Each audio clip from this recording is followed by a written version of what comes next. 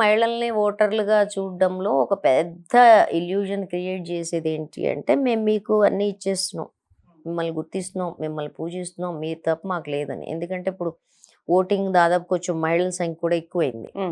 అందుకని మీరు చూస్తారు రిజర్వేషన్ బిల్లు, మహిళా రిజర్వేషన్ బిల్లు అరచేతిలో బెల్లం పెట్టి మో చేతి దాకా నాకు ఇచ్చారు. బిల్లు చట్టమైంది, పోటీ చేసే పరిస్థితి లేదు, చిన్న క్లాజ్ అడ్డం పెట్టేశారు.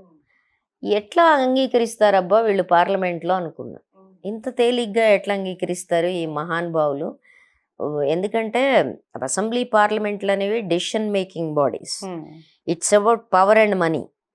అందులో చాలా స్వార్థ ప్రయోజనాలు ఉంటాయి. అది డబ్బు, అది అధికారానికి సంబంధించిన కేంద్రాలు. అవి అట్లాంటి వాటి వాళ్ళకి ఆడవాళ్ళని ఎట్లా రాణిస్తారబ్బా?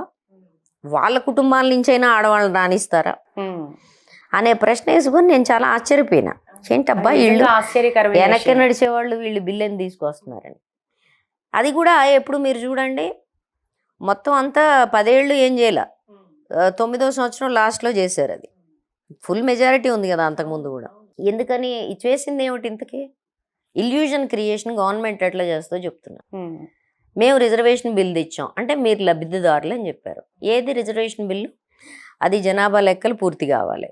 29లో అవుతాయా 34లో అవుతాయా తెలియదు.